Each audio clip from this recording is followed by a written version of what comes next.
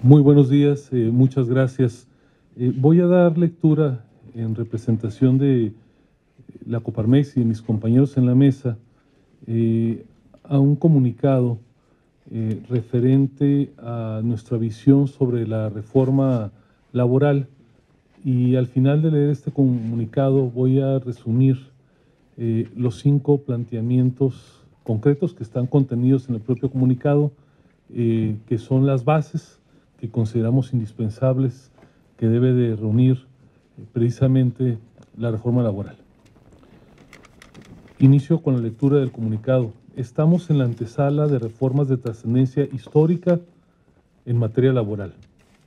Estas reformas, que incluyen legislar las modificaciones hechas al artículo 107 y 123 constitucional en materia de justicia laboral, acompañar la ratificación del convenio 98 de la Organización Internacional del Trabajo sobre el derecho de sindicación y negociación colectiva y modificar la Ley Federal del Trabajo derivado del capítulo 23 del Tratado México, Estados Unidos y Canadá, que tendrán en su conjunto un impacto equiparable al que tuvo en su momento la entrada en vigor de la primera Ley Federal del Trabajo.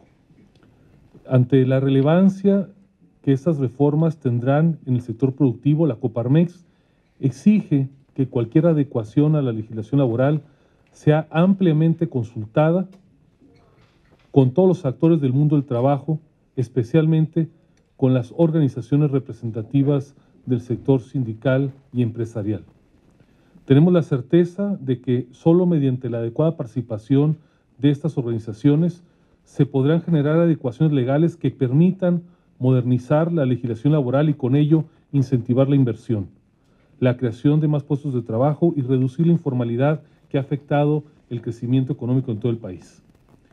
Es imprescindible se revise la legislación en materia de justicia laboral, derecho de sindicación y derecho de negociación colectiva. Me refiero a esos 3 puntos. En materia de justicia laboral, en Coparmex consideramos de particular importancia el diseño institucional del Centro Federal de Conciliación y Registro Laboral, que sustituirá a la Secretaría del Trabajo y a las juntas de conciliación y arbitraje en materias de alta relevancia y que debe de ser autónomo.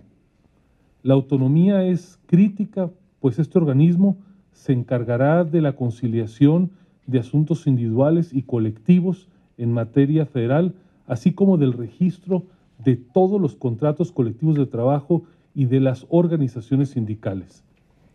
Los responsables de estas tareas no deben depender directamente del Poder Ejecutivo y, por el contrario, deben de responder a un órgano consultivo con la participación de las organizaciones sindicales y empresariales.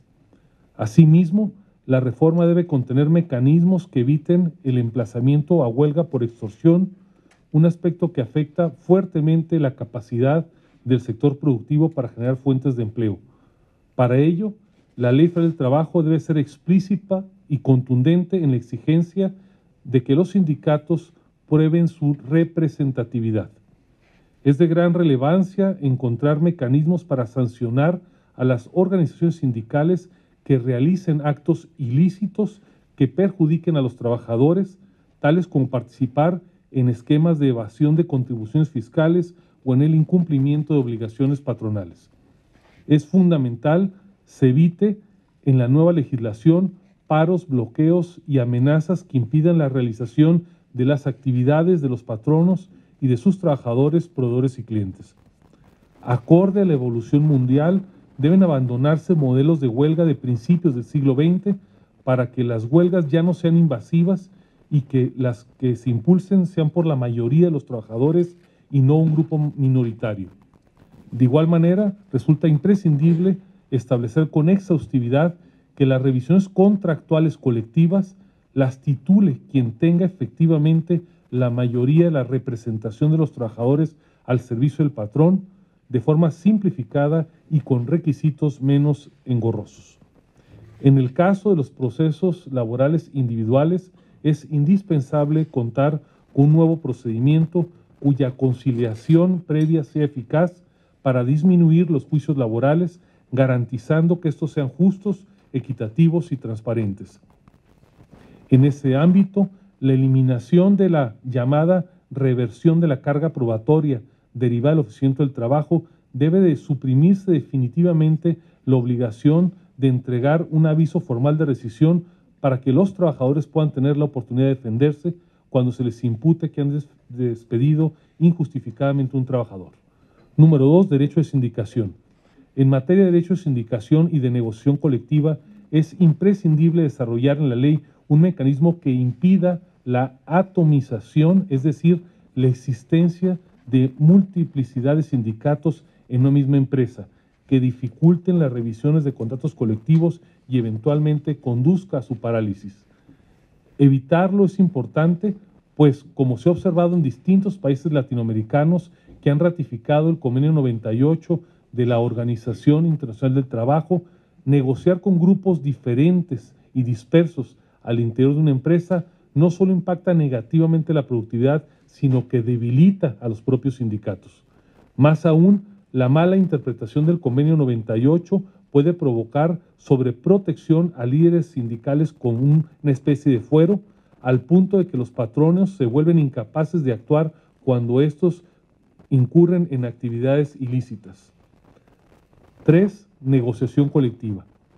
El anexo 23A del capítulo laboral del Tratado México, Estados Unidos y Canadá, en el cual México se comprometió a que las futuras revisiones salariales y de condiciones laborales, todos los contratos colectivos existentes incluyan ya el apoyo mayoritario a través del ejercicio del voto personal libre y secreto de los trabajadores cubiertos por dichos contratos.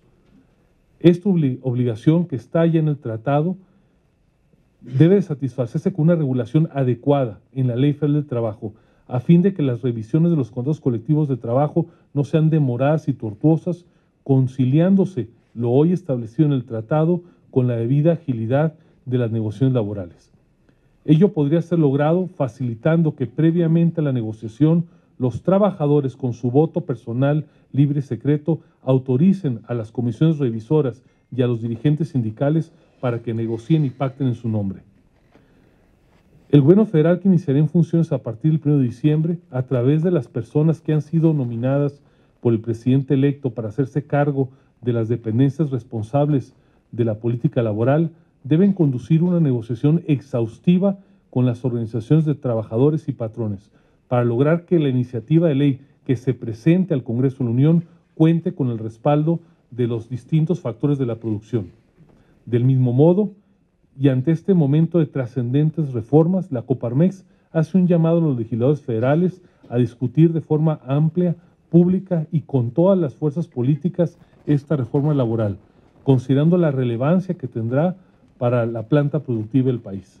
Lo que está en juego es la certidumbre y la competitividad laboral de México y con ello la posibilidad de que el país pueda generar los empleos que necesita su población para acceder a niveles crecientes de bienestar.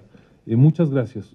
Lo dicho, permítanme resumirlo en 5 exigencias fundamentales. Primero,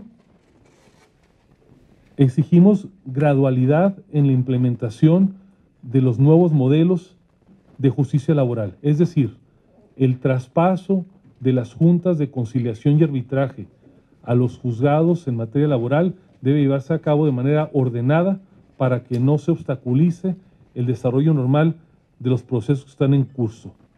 Segundo, exigimos que el órgano de gobierno del Centro Federal de Conciliación y Registro Laboral preserve su carácter tripartita, es decir, que el órgano de gobierno tenga la representación de los trabajadores, del gobierno y de los patronos. Tercero, la revisión de los contratos colectivos tiene que llevarse a cabo a través de mecanismos ágiles, que a través de un mecanismo documental o electrónico permitan validar que existe la concurrencia del apoyo de los trabajadores. Cuarto, se tiene que evitar la atomización de la representación a efecto de evitar que existan múltiples sindicatos por cada empresa. Finalmente, que la negociación de los contratos colectivos de trabajo se pueda llevar a cabo de una manera ágil en el plazo de los 4 años que establece el propio Tratado México, Canadá y Estados Unidos. Muchas gracias.